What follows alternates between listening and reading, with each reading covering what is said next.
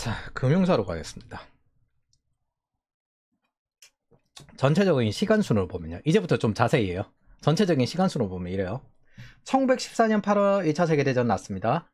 그러니까 영국이 9월에 JP모건의 미국 내 금융대리인, 야, 우리나라 채권을 미국에 좀 팔아. 이렇게 지정을 해요. 1915년도 초에 프랑스도 JP모건을 우리나라 채권을 미국에 좀 팔아. 그래서 전쟁 채권을 쓸 거야. 이렇게 대리인으로 지정합니다.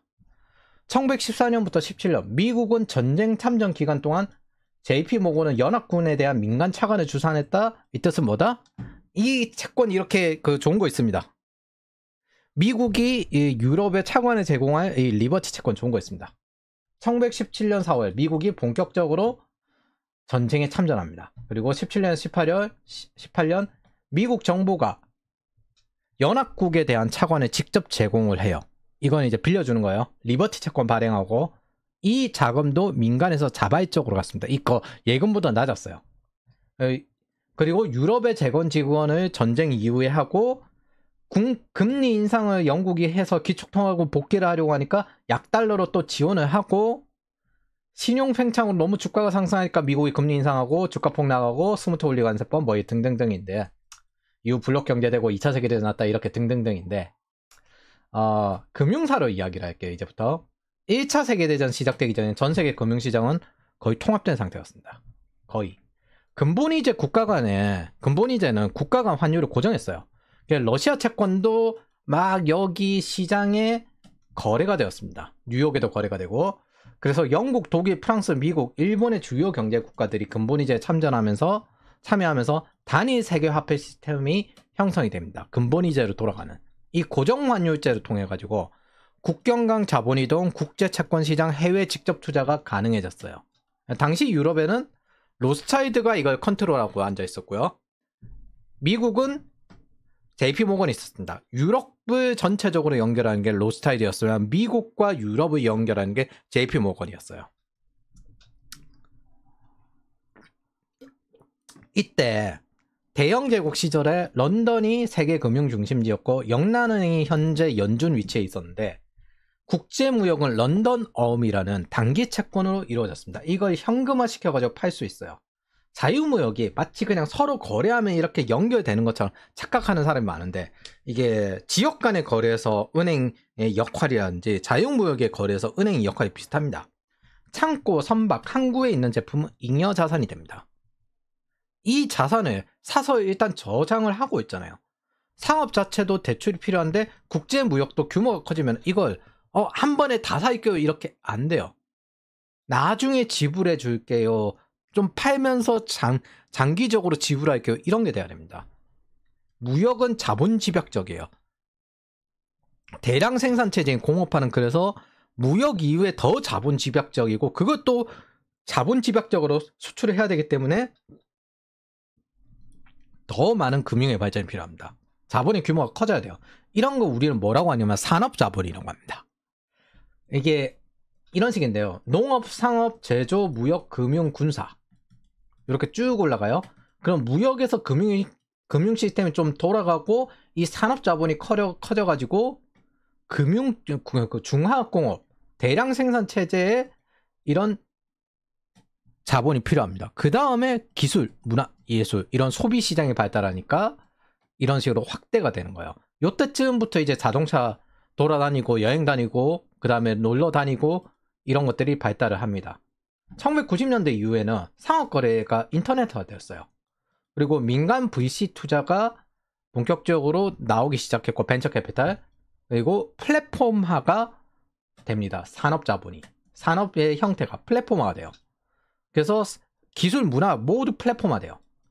그러니까 이제 블록체인형 플랫폼 중에서 블록체인 쪽 자산이 좀 늘어나고 데이터 온라인 경제로 싹 바뀌게 되었습니다. 이제 그리고 노동 직업 자체도 좀 다양하게 제법 번역이나 이런 거에서는 생각보다 리플이나 이런 걸로 결제하는 경우도 생기고 별풍 후원 같은 이런 것도 그 플랫폼화 데이터화된 온라인 경제 하나의 특징입니다. 그리고 이 데이터가 많아지니까 AI가 발달하죠. 그리고 국가도 민간 투자 시장에 참여하기 시작하면서 우주 뭐 그 외에 팔란티어라든지 이런 것들이 지금 현재 진행 중입니다. 더 많은 자본이 필요해요. 우주 쏘아내려고 하면은. 그래서 완벽하진 않지만 대충 요 정도의 흐름으로 올라갑니다. 1차 세계대전 이전 상업은행가들은 수세기 동안 부족한 자본에 대해서 어쨌든 머리를 짜내서 낸 게 이겁니다. 이 런던어. 대출로 일단 해결하는 거죠. 빠르게 슬랙 없이 이어지도록. 그렇게 자유무역이 시작되었고, 영국은 기아를 가장 빨리 극복을 했고, 자유무역이 원활하려면 이 자본을 공급하기 위해서 머리를 짜낸 결과가 저 발명품입니다. 그리고 근본이제잖아요. 한정된 통화량. 그러니까 최대한 돈을 효율적으로 사용해야 돼요. 이게 경제학의 시작입니다. 통화량의 한계가 있게 돈을 최대한 효율적으로 사용하는 것. 이게 근본이제 하에서 만들어진 경제학의 시작점이에요. 그리고 그런 짜낸 아이디어 중에서 가장 신뢰성 높은 런던 은행이 보증하는 환어음. 그래서 어떤 대표님이 자본주의는 잘못된 단어다. 신뢰주의라고 해야 된다라는 겁니다. 바꿔 말해서 사회주의자들이 원래 비판하려고 자본주의 이야기를 하는데 왜 자본주의라 이해가 되는지 이해가 되시죠? 자본의 덩치가 커지지 않으면 자본 집약적 사업을 못해요. 지금 현재 데이터 센터 싸움도 그거잖아요. 그래서 이 영란은행의 런던 채권, 런던 어음, 이게 그 자유무역이 돌아가게끔 만들고 전 세계 금융이 서로 투자하게끔 만들어진 시스템, 그 시장을 만든 게 이겁니다. 그러면 정부가 개입을 했냐? 정부가 개입하지 않은 순전히 시장 경제로 의해서 만들어진 시스템이 이겁니다. 중요한 거는 영란은행의 파운드화 신형. 그래서 영국은 파운드화를 가질 수 있었고, 강력한 기축통화로 세계 무역의 50%에서 60%는 파운드화의 수요로 이어졌습니다. 그리고 이게 근본이제랑 연결이 된 거죠.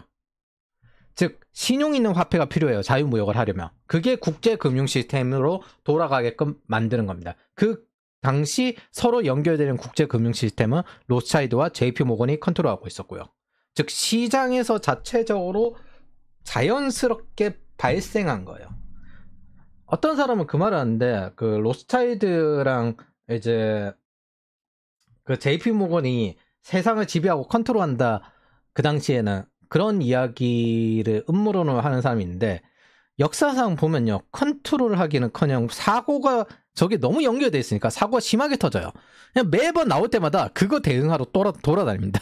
정부는 제대로 대응할지도 모르고 이거 시장에서 발생한 거니까 하는 거 보면은 그냥 저거 대응하다가 지치는 것 같아요. 제가 보기엔. 그래서 이 시스템이 처음 만들어진 게 1870년에서 1914년 요때였고 요거를 벨 에포크라고 합니다. 평화롭고 아름다운 시절. 바꿔 이야기하면 무슨 뜻이다? 유럽은 평화로운데 식민지들 고통스러운데. 제가 인생 경제를 통해서 여러 번 했으니까 이만 생략하고 자유무역이란 게 단순히 국가 간의 연결만으로 되는 게 아니라는 걸 기억하기 바랍니다. 자, 본격적으로 시작이 됩니다. 벨 에포크. 왜 1914년이냐? 금융위기가 났습니다. 파이낸셜 크리시스. 1914년. 세르비아의 총성이 일어났죠. 일단 1차 세계대전 시작이기도 했죠. 세르비아에 최후 통첩을 보내면서 상황이 악화되다가 7월 27일에서 30일 증시 패닉, 전 세계 증시가 폭락을 합니다. 전부 다. 그리고 며칠 뒤에 세계 증권 거래소가 폐쇄가 쫙 돼요. 이렇게 폭락을 했어요. 세계 증권 거래소가 폐쇄가 됩니다. 이 순간부터 전 세계 자산가들의 자금 확보 경쟁이 발생합니다. 자금 확보 경쟁이 발생했다는 건 전부 금화를 인출해 나간다는 거예요. 금이 유출된다는 겁니다. 제일 돈 많은 곳은 런던이었겠죠. 거기에 금이 절반 정도 날아갔습니다. 보통 이런 이유들은 현금 가치의 프리미엄이 증대되고 안전자산 선호 현상, 체제 붕괴가 큰일 날 것 같다. 그것도 있지만은 자기 다른 나라에 있던 자산을 본국으로 옮겨가야 되는 그런 문제가 생기는 겁니다. 현대로 따지면 앵캐리 트레이드 앵쇼크예요. 그리고 미국이 금리를 올릴 때 전 세계에 이제 그 양털 깎기라고 불리는 현상도 비슷합니다. 그러다 보니까 은행의 유동성 위기가 생겨요. 이게 증권과 부동산을 기준점으로 담보대출을 해놓은 게 가격이 급락을 해보면 추가 담보대출도 안 되지만 그 담보를 빼앗길 수도 있죠. 마진콜이죠. 반대매매 당하는 거. 그래서 은행의 유동성 위기까지 만들어지는 게 이런 금융 시스템의 붕괴입니다. 이게 1914년대예요. 지금이랑 똑같아요. 그럼 결국 뱅크런은 유동성 위기가 납니다. 그래서 근본이자를 고수하다 보니까 통화 공급이 제약적이어서 문제가 가속화돼요. 이게 왜 시장 경제를 좋아하냐면은 정부가 주도를 하면 시장이 무너지고 시장 경제에 아예 시장이 되어버린, 지금으로 따지면은 이제 워렌 버핏의 버크셔 해서웨이 같은 아예 그냥 시장 자체가 되어버리면 시장 수익률 이상 올릴 수는 없는데 이걸 무너뜨리자니 너무 걸려있는 게 심한 거예요. 내 자본의 비중이 너무 커졌어. 무너지면 안 돼. 이런 문제 때문에 뭘 이러지도 못하고 저러지도 못하고 결국에는 하게 되는 거는 딱 하나밖에 없습니다. 위기 났을 때 대응하는 거. 빨리 대응하는 거. 이거 말고는 없어요. 그냥 시장에는 그대로 똑같이 가니까. 그래서 이런 현상은 간단히 이야기하면 여러분들이 집값 오를 때 집을 더 사게 되는 경향이 있거든요. 인플레이션 날 때 인플레이션 더 사고 달러 가격 올라갈 때 달러 가격 더 사고 상한가 따라잡기를 하게 되죠. 근데 통화량이 부족해요. 통화량이 부족한 시기에는, 그러니까 디플레이션 때는 더욱 가치가 올라가는 건 돈입니다. 그럼 똑같이 돈의 기준점으로 보면은 디플레이션 때는 화폐 가치가 올라가는 돈을 더욱 보유하려는 성향이 생기게 됩니다. 그리고 이건 그 당시에 거래가 굉장히 빨랐기 때문에 더욱더 심하게 집중적으로 발생했어요. 상대적으로 은행의 뱅크런이 견디기 되게 어려운 상태가 된 거죠. 자유무역은 이때 깨졌습니다. 어음시장은 마비되었고요. 결제통화 마비도 이런 현상을 만듭니다. 지금과 비슷해요. 미국은 달러 패권을 던져버렸고 관세로 자유무역을 버려버렸죠. 자, 그러면 이전 현재 위안화는 국제통화하겠다고 하는데 쟤들은 수출해야 되는데, 그리고 심심한 위안화 절하하는데 누가 저 국제통화를 받습니까? 그렇다고 미국 달러? 미국이 던져버렸는데, 관세 때리고 우리 시장 안 열어 이렇게 해버렸는데. 자, 그러면은 전 세계 자유무역은 어떻게 해야 되지? 생각해보니까 자유무역 끊기면 누가 손해를 보지? 유럽이랑 중국이네?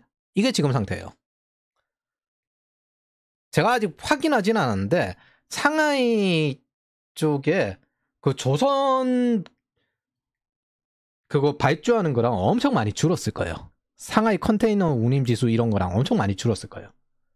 그 중국에 지금 이제 수출 주도 기업들 많이 죽고 있을걸요? 그거 감당하려고 태문이, 알리니 이렇게 열심히 외국으로 수출을 밀어내게 한 건데, 그게 지금 현재 전 세계 리세션을 만들려고 하면서 지금 중국의 수요가 줄고 있는 거죠. 경제적으로 지금 현재 무너지고 있습니다. 중국은. 엄밀히 말해서. 이건 실질 임금이 어떻게 미국이 증가하는가에 따라서 버틸 수 있어요. 자, 다시 돌아와서. 그러면 이런 현상에 의해서 전쟁, 금융위기, 어음시장 붕괴, 결제 시스템 붕괴, 자유무역 붕괴, 요걸로 이어졌습니다. 1차 세계대전. 전쟁이 나니까 금융위기가 나요. 아우, 돈 인출해야 되겠다. 어음시장 자체가 붕괴를 해요. 결제 시스템 자체가 붕괴를 해요. 자유무역이 붕괴됩니다. 자, 금융사 2. 뱅크런. 그러니까 이제 영국 정부가 처음으로 대응을 합니다. 이게 처음 겪어보지만, 인류에서 처음 겪어보지만 한번 해보긴 해봐야 되겠어. 모라토리엄을 선언합니다. 뭐, 나 이거 돈 못 갚아. 좀 기다려봐. 시간 좀 벌자. 시간 좀 줘. 내가 이거 해결책을 만들어 올게. 이제 2022년부터 달라진 개념인데, 버냉키의 논문 이후부터, 금융기관의 붕괴, 뱅크런을 통한 금융기관의 붕괴는 위기의 결과가 아니라 위기의 원인이구나. 그래서 경제 위기의 원인이 된다. 그렇기 때문에 금융기관이 붕괴되지 않게 해야 한다. 그래서 지금은 시스템적인 금융기관을 시정하고 리스크 매니지먼트 합니다. 시스템적 금융기관은 말 그대로 시장이기 때문에 너네는 붕괴되면 안 되니까 큰 욕심 내지 마. 시장 따라가. 위기 생기면 대응하는데 도움 줘. 이런 식으로 보통 됩니다. 그리고 스트레스 테스트라고 정기적으로 하면서. 자, 그럼 당시 금유출은 어느 정도 감소했냐? 마지막 주에만 1250만 파운드 감소했다고 하는데, 이 마지막 주만으로도 영국이 가진 금의 절반이 날아갔어요. 그래서 야, 은행 휴업, 야, 금화 인출하지 마, 금화 인출하지 마, 요렇게 건 겁니다. 그래서 금융 시스템 보호를 위해서 모라토리엄을 선언을 하고 다른 국가들도 대부분 모라토리엄, 지불 유예를 선언을 했습니다. 그리고 가장 긴 공휴일이라고 해서 8월 3일에서 8월 6일, 3일까지 공휴일이었는데 6일까지 공휴일을 연장합니다. 그리고 8월 6일 1파운드와 10실링 정부가 보증하는 법정 화폐를 도입하고 소액 지폐를 쓰게끔 뿌립니다. 금화 말고 소액 지폐, 즉 양적 완화예요. 서프라임 때 했던 양적 완화를 여기다 한 겁니다. 이게 또 전시 비상 화폐이기도 했어요. 그래서 금화의 수출 금지와 은행권의 금태환이 사실상 중단됩니다. 이건 바꿔 이야기하면 금본위제를 일시적으로 포기하겠다라고 장담을 한 거예요. 그리고 못 돌아왔죠. 모든 사람은 재무부의 임시 허가를 받고 해당 권한에 첨부된 조건에 따라 법률에서 정한 한도를 초과하는, 법률에서 정한 한도, 즉 금 보유량을 초과하는 지폐를 발행할 수 있습니다. 그래서 지폐 경제가 이때부터 시작이 됩니다. 지폐는 그 이전에도 있었는데 그래도 금화 위주의 경제였거든요. 근데 본격적으로 소액권이 저렇게 생기고 지폐 경제가 발생합니다. 세 번째, 안정화. 1914년 8월 7일 이후 은행은 이제 다시 안정화됩니다. 다시 열고, 그래서 현실적으로 보면 대다수는 아무리 그래도 독일 5황제국 얘들이 이길까? 영국이 이길 것 같은데? 영국, 프랑스 이렇게 이길 것 같은데? 이렇게 영국을 더 믿었다는 거죠.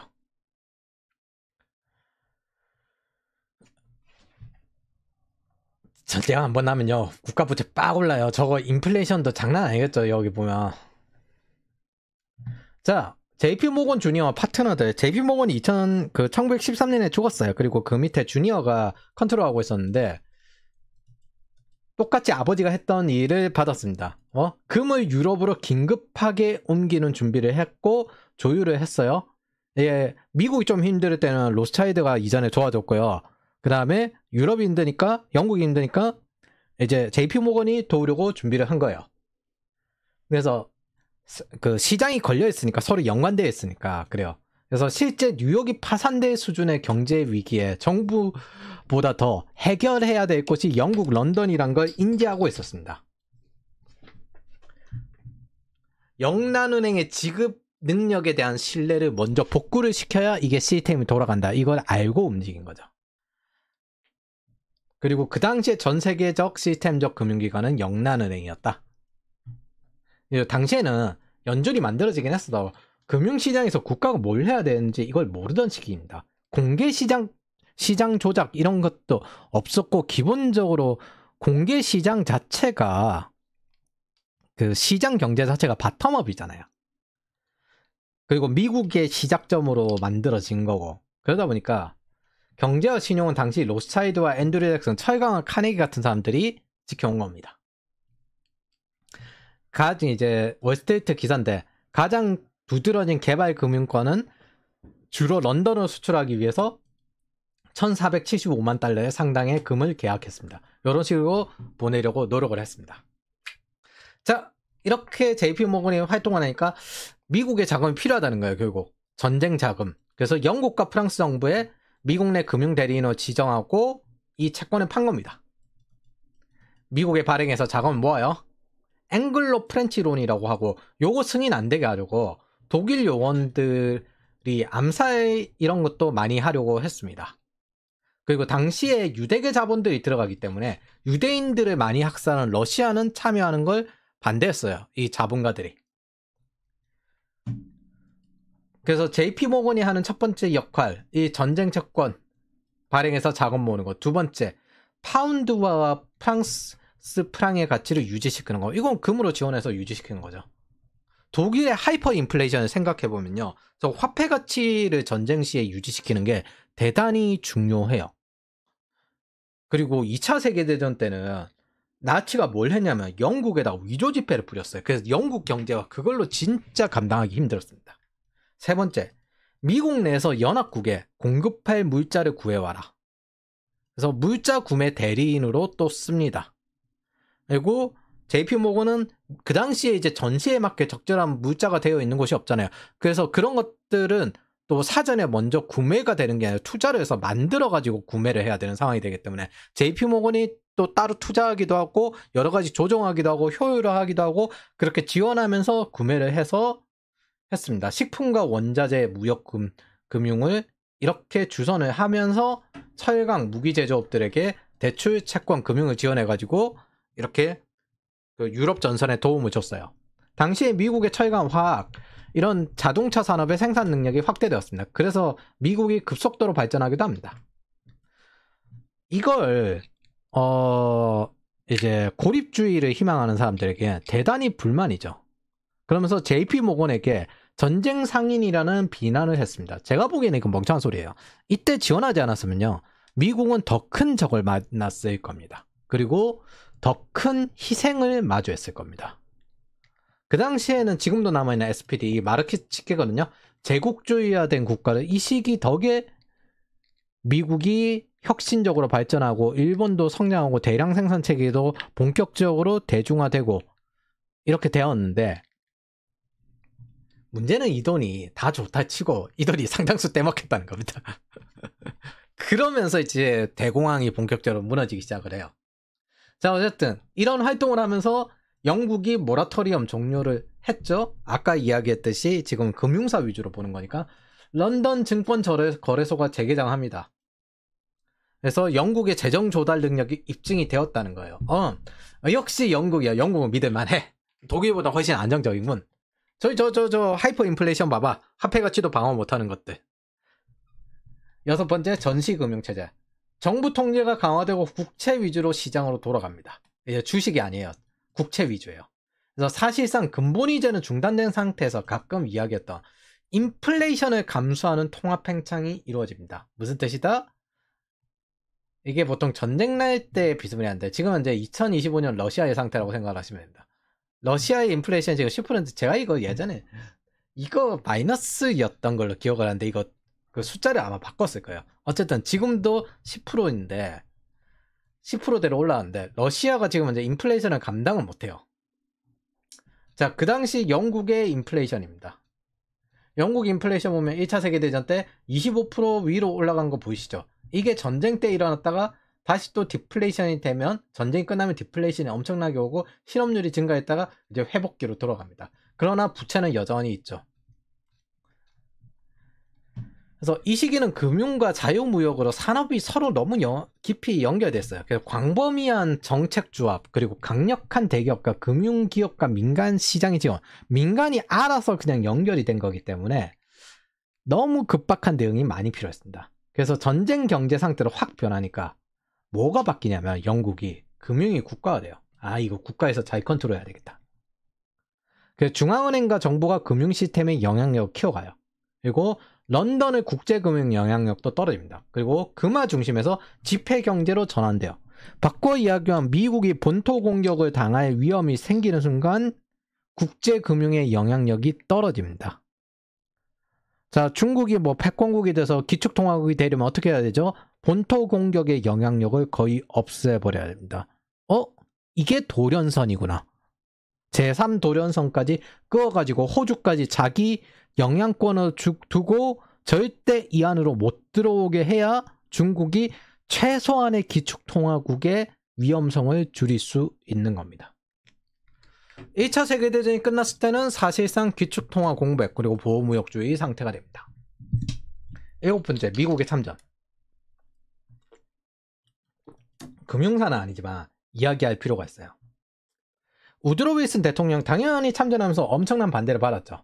우드로 윌슨 연설이 하는데 이거는 한번 읽어보고 싶으면 읽어보시고, 주로 반대하는 거, 일단 영국에서 온 아일랜드계 정치권이 미국에서 꽤 힘이 있거든요. 물론 이제 대중에서 백인계들 중에서 저 당시에 최하위층이긴 한데, 그리고 독일계, 이때는 나치 때처럼 쫓겨서 온 게 아니기 때문에 그렇게 이제 그 자기 본토들과 떨어져 있지는 않았어요. 그리고 평화주의자들, 전쟁이 제국주의적 기업의 이익이라고 생각하는, 이게 전형적인 그 고립주의나 불개입주의자들이죠. 그리고 고립주의 전통적인 공화당원들. 유럽인은 유럽이 알아서 해야지. 왜? 그리고 남서부 농업지역. 우리가 왜 거기 개입해가지고 이래야 되는데. 미국 안에서도 엄청나게 복잡한 상황입니다. 심지어 이 남서부는 누구 지지 지역이냐면 여기 민주당 지지 지역이었어요. 그래서 우드로 윌슨은 각종 다양한 접근을 합니다. 무역의 자유, 항행의 자유, 그리고 독일은 지금 민주주의와 자유를 공격한다. 인류에 대한 범죄를 저지르고 있다. 카이저리즘 이거 잘못된 거다. 민주주의의 적이다. 독일은 잔혹한 놈들이다. 그리고 애국심을 가지십시오. 방첩법 이거 억압도 하고 이거 반대하면 당신들 간첩이야. 그리고 전쟁 참여가 미국의 이익이 된다. 이후 국제연맹을 설립하겠다. 민주당이 열심히 국제주의하고 자유무역하려고 열심히 활동을 합니다. 이것만 해도 무리였는데 이게 사건이 하나 생겨요. 진보만 정부, 멕시코와 동맹 제안해서 미국 공격하겠다. 그리고 미국 선박이 침몰하는 이 사건으로 어거지로 이 프레임을 잡아서 세계를 민주주의에 안전하게 만들기 위한 전쟁이다 라는 프레임을 잡아가지고 설득에 참전하게 됩니다. 이 당시에 홍보라는 개념이 본격적으로 탄생했다고 했죠. 프로파간다가 요때 탄생을 합니다. 미국이 참전을 합리적으로 만들기 위해서, 저 국민들의 고립주의를 설득하기 위해서 만들어집니다. 제가 아직까지 정치편 안 들어갔거든요. 정치편 보면은 와 반대할 만하다 싶을 거예요. 참전하니까 JP 모건은 연합국을 위한 물자 구매 대리인으로 역할을 전환을 합니다. 7번째 전쟁 채권. 프리덤이랑 리버티 차이가 뭐냐면 프리덤은 해방된 거예요. 노예 해방, 프리덤. 근데 자유, 내 권리, 이건 리버티예요. 도비 이제 프리, 이게 프리고요. 경제적 자유가 이코노믹 프리덤이라고 하면은 해방되었다. 내가 여러 가지 경제적 압박에 의해서 외부에서 해방되었다. 하지만 이코노믹 리버티라고 하면 시장 자유, 시장 규제 철폐 이런 이미지가 됩니다. 직업 선택의 자유. 내가 시장 자체가 무언가를 선택할 수 있을 그런 권리가 있다. 그래서 언론의 자유, 종교의 자유가 리버티예요. 프리덤 이즈 not free라고 하는 게 여기 나와 있는 건데 이 자유는 외부의 압력에 의해서 되는 자유고 요건 공짜가 아니다. 뭐 요거죠. 그래서 저 전쟁 채권은 프리덤 본드가 아니라 리버티 본드입니다.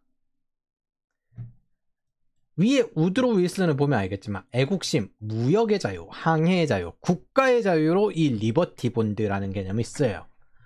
그리고 여기에 개인의 재정적인 참여를 자발적으로 하시면은 국가의 경제적 안정과 자유를 뒷받침합니다. 뭐 국가의 권리를 뒷받침합니다. 리버티입니다. 국가의 권리. 그래서 이런 식으로 팝니다. 뭐 여러 가지 되게 많았어요. 리버티 본드. 이게 모든 케이스 바이 케이스가 다 있는데 제가 본 것 중에 제일 강렬한 걸 발견해가지고 요번에 또 찾다가 이거 발견해가지고 자유의 여신이 딱 느낌이 이거잖아요. 너 이거 리버티 본드 사라. 바이어 리버티 본드. 예? 사라. 횃불로 확 지져버리기 전에 사라고. 국가가 너를 원한다 보다 이게 더 강렬한 것 같아. 이게 심지어 뉴욕이잖아요.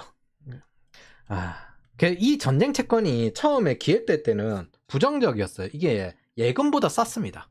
그래서 대다수 사람들이 또 채권이란 개념을 알까 했는데 마케팅, 사회적 압력, 눈치추기 각종 케이스 바이 케이스 하면서 미국의 투자 문화가 만들어집니다. 학교, 교회, 클럽에서 일상 금융교육이 이루어지는 결과를 만들어야 돼요. 이게 미국의 대중 투자 문화의 시작점입니다. 지금 현재 현재 미국이 스테이블 코인으로 미국 국채를 살 거라는 이야기가 있는데 이 구조가 이루어지면 필연적으로 코인을 공부해야 하게 될 겁니다.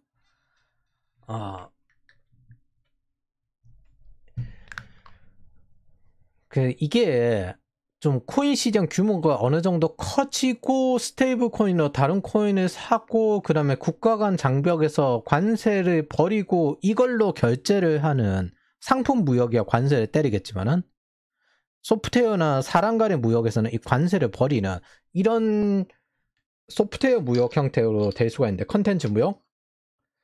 그러면 이제 거기서 지불을 할 때 이제 스테이블 코인이 아니면 리플로 달라고 하면 리플로 바꿔가지고 주는 거예요. 자, 그럼 리플은 자산이죠. 자산은 직접적으로 받는 겁니다. 자산을. 현금으로 받는 게 아니라 자산을 직접적으로 받는 거예요. 그럼 그 사이에 수수료도 줄어들겠죠. 그러고 보니까 미국 내 소득세를 최대한 줄인다고 했었지. 그런 것들을 설계한 것 같아요. 뭘 하려는지는 알 것 같아요. 얼마나 저기로 자금을 끌어모을 수 있고 안정적으로 유지시키고 정부가 적당한 규제를 하느냐, 그거를 봐야 될 겁니다. 어쨌든 리버티 본드로 돌아가면 빅토리 본드, 전쟁 과정에서 대다수 평범한 사람들이 자발적으로 참여를 했어요. 그렇게 미국 정부가 미국 국민에게 보증을 하고 영국과 프랑스에 차관을 제공을 하는 겁니다. 그러니까 권리, 계약만 제공하는 거고 돈은 민간에서 가져온 거죠. 이 과정에서 미국은 채무국에서 주요 채권국이 되었습니다. 돈 빌리는 국가에서 돈을 제공하는 국가가 된 거죠. 8번째, 미국의 유럽에 대한 대량 원조 지원을 했습니다. 그것도 민간 자금으로, 자발적으로. 정부 자금으로, 그 당시에 그 세금이 그렇게 높지 않았어요. 1차 세계대전에는 높았구나. 그건 나중에 보여드릴게요. 민간 자금으로 했습니다. 자발적으로. 이게 2차 세계대전 마셜 플랜과 차이인데, 마셜 플랜은 정부 자금이에요. 재건 계획이었어요. 원조가 아니라. 유럽을 재건하는 거였습니다. 1차 세계대전은 상대적으로 유럽보다 1인당 GDP가 낮았던 미국에서 자발적으로 원조했습니다. 아무리 1인당 GDP 어쩌고 저쩌고 그래서 전체 GDP가 높다 하더라도 미국 자체가 인구가 더 많았으니까, 그리고 이민자가 뭐 그 당시에 한 1600만 명? 이렇게 봤었으니까. 전쟁이 끝나고 미국은 동맹국이나 적국이나 가리지 않고 다 도왔어요. 러시아 대기근도 지원했습니다. 자발적으로. 첫 번째는 도스플레이인데 독일에게 너무 과도한 배상금을 요구하는 것 같다 했는데 그걸 무시당했죠. 꺼져라고 하면서. 프랑스와 벨기에군은 루르 공업단지까지 장악을 하고 민간인을 죽이기까지 이러니까 이 독일을 너무 불쌍히 봤어요. 그래서 이 배상금 지불 능력을 개선하고 독일의 경제를 안전화시키기 위해서 차관을 제공합니다. 대신에 너네 프랑스 군 철수시켜. 독일의 중앙은행 개혁하고 지불 일정도 조정해줘요. 2억 달러 차관을 제공해주는데 정부가 제공해주니까 이것도 심지어 민간 자금입니다. 정부가 제공해주니까 안정화되면서 여러 가지 다른 투자가 이어지기 시작합니다. 그래서 민간 미국이 독일에게 한 20억에서 25억 달러를 투자를 해요. 이제 투자에 익숙해진 사람들도 유럽에 투자하고, 그래서 100억 달러의 자발적인 유럽 투자가 이어집니다. 최대 수혜국이 독일이에요. 이 금융 시스템의 최대 수혜국. 독일, 영국, 프랑스, 이탈리아.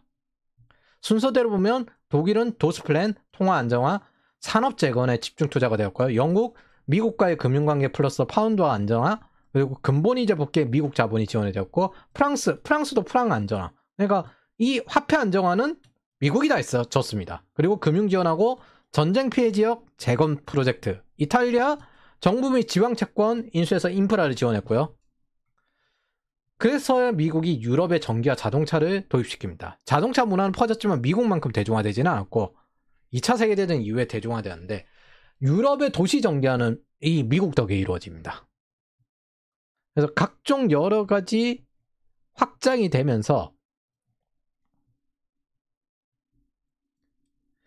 기타 지원들도 같이 들어가는데 기술 지원 해줘야죠. 저런 거 전기 넣으려면 기술 지원이 있어야 되잖아요. 기술 이전도 해주고 농업 기술도 전수해주고 공중보건 시스템도 제공합니다. 후보 구호청의 식량 지원, 이게 정부 주도로 한 6개월 정도 식량 공급을 하다가 이후 후보 대통령이 자발적으로 했어요. 그래서 케인즈가 위대한 사제까지 떨어가면서 후보 대통령이 했거든요. 그러면서 위대한 인도주의자라고 칭송을 받았습니다. 이게 전체적으로 유럽을 인도주의적으로 도와야 된다라는 식으로 미국민이 자발적으로 움직였어요.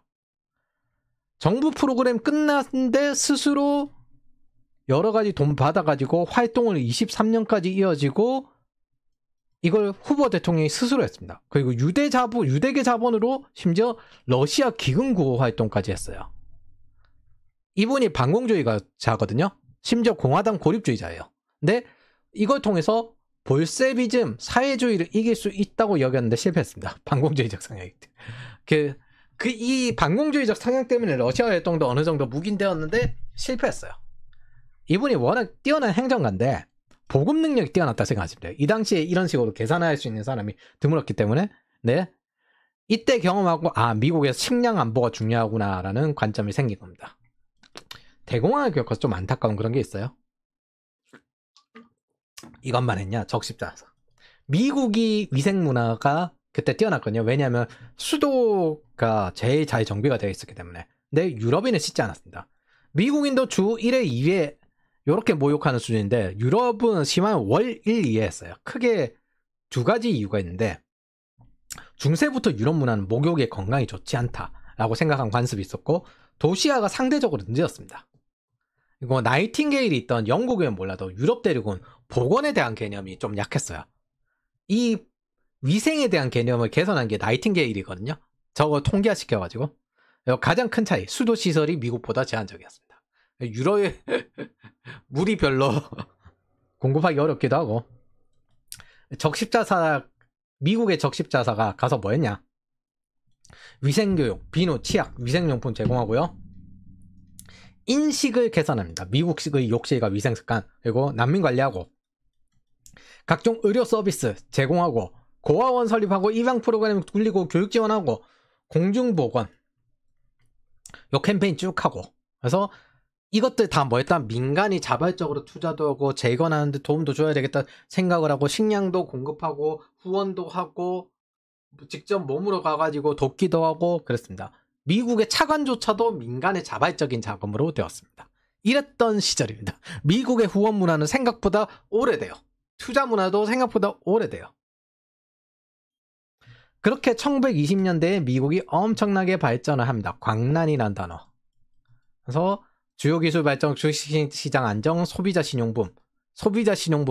요게 문제는 은행의 대출이잖아요. 아까 통화 승수가 나왔는데 그러면 그 돈이 상당수는 어디에 투자되었다? 유럽의 저기 경제가 망하면 여기에 퍼져 있는 신용도 같이 뱅크로는 망한다. 그래서 1920년대에 전례 없는 기술 발전과 혁신을 경험했습니다. 예를 들어 1920년대에는 기업 산업연구소의 수는 3배, 연구과학자 엔지니어 수는 2배 이상 증가했습니다. 말도 안 되는 수준으로 증가했습니다. 쭉 나왔어요.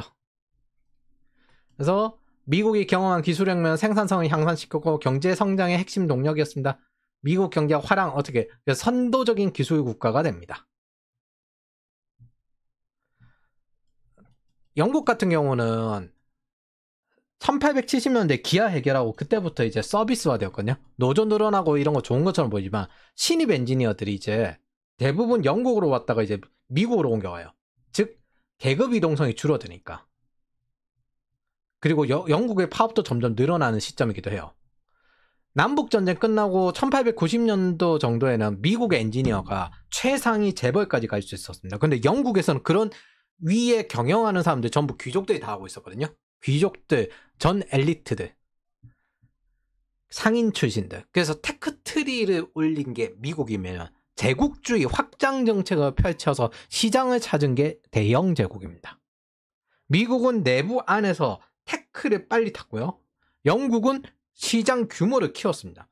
그러면서 구산업에 집중을 해요. 미국은 신흥 사업에 계속 집중을 했는데 이게 전통적인 미국과 유럽의 차이입니다. 팔레오콘들이 그래서 이걸 바라는 거예요. 안에서 테크를 올려라. 그리고 필요한 정도의 양자 협상으로 필요한 정도의 무역만 하자. 어느 정도 거리를 주고 이게 팔레오콘들이 바라는 거고 테크를 그 다음에 이걸 확장을 시켜가지고 계속 늘리자. 그러면서 전 세계가 다 같이 떠오르자. 라고 하는 게 자유주의 매파나 네오콘들이고 이 과정에서 우리가 미국식 시장 경제와 자유민주주의를 퍼뜨리자. 이렇게 보는 겁니다. 기회의 땅이 되었기 때문에 미국은 인구가 급속도로 늘어났는데 분명 1920년대 미국의 중산층은 영국의 메이드보다 못 살긴 했어요. 그 29년 그러니까 대공황 때. 근데 이게 인구가 너무 지독하게 늘어나서 그런 것도 있습니다. 자, 미국이 약 7,600만 명이었어요. 10년 지나니까 갑자기 9,200만 명이 됩니다. 그리고 10년 지나니까 1억 600만 명이 됩니다. 이거 뭐야? 올라가는 게 1,000만 명 단위로 올라가잖아. 여기 기껏해야 200만 명 올라가는데 미국은 1,500만 명의 유럽 인구가 이민해 왔습니다. 이렇게 쭉 이민해 왔어요. 그러다 보니까 1920년대부터 이민이 제한되기 시작합니다. 이게 미국의 오랜 전통, 저 자유민주주의랑 고립주의, 그리고 미국의 이제 시장 경제, 이게 미국의 오랜 전통이잖아요. 그걸 깨기도 하는데 동유럽 이민자들이 많아가지고 적색 공포, 저 사회주의가 오는 것 같은데 이렇게 불러일으켰습니다. 그리고 아시아 이민을 제한하는 우생학 영향도 있었고, 그리고 여전히 고립주의 성의 경향이 강했고, 대공황 당시 미국 중산층은 분명 대영 제국의 메이드보다는 삶의 질이 떨어졌는데 인구도 더 많고 GDP가 딱 영국 본토랑 비스무리한 수준인데 인구도 더 많았고 가난한 곳에서 온 이민자들 더 많았으니까 그 당시 미국은 이랬거든요. 이 당시 한 1908년 정도? 이 정도였습니다. 이게 한 20년대도 크게 안 달라졌을 거예요. 근데 영국은 1차 세계대전 때 뭔가 옷 입는 뽀대가 다르죠. 12살 아이까지 시켰다고 해서 너무 과하다, 보이스카우트 시켰다 하면서 이런 수준이기 때문에 여성 노동 시켰다, 이 정도 수준인데 옷이 뭔가 많이 다르죠. 그래서 전체적으로 1인당 GDP는 그 따져도 영국이 좀 더 잘 살았어요. 근데 여기서 이거 읽는 분들은 저렇게 많은 혜택을 받고도 다 떼먹었다고 생각이 커질 수 있습니다. 다 떼먹었습니다. 이 과정을 보면 더욱 놀랄 정도로. 중요한 거는 자유무역은 정부가 아니라 시장경제 민간에서 확대되었다는 겁니다. 자유무역은 정부가 만들고 시스템을 구축한 게 아니에요. 시장경제 민간에서 확대됐고 정부는 그 곡물법이라는 규제를 풀어놨습니다. 이후 1차 세계대전 이후에 보호무역주의, 그리고 2차 세계대전 전쟁 문화 시대에 들어가면서 시장경제에 대한 공개 조작이 이제 일상이 되게 되는 겁니다. 정부의 힘이 점점 세지는 거죠. 그래서 그럼에도 바뀌는 게 있는데, 민간 시장을 키우고 싶으면 어떤 지능 정책을 할 필요 없고 규제를 열어라. 국부로는 곡물법 폐지시킨 것처럼, 즉 프리덤이 필요하다. 프리덤이 있어야 이 자유무역 시장 경제가 활성화된다. 이게 중요한 개념입니다. 그리고 단순히 연결을 정부가 이렇게 시킨다고 해서 그게 되는 것도 아니고 그냥 열어두는 게 중요하다. 규제를 없애는 게 중요하다. 시장 경제는 그렇게 돌아갑니다. 대부분 시장 경제는 정부가 조성한다고 착각을 하고 앉아 있는 거예요.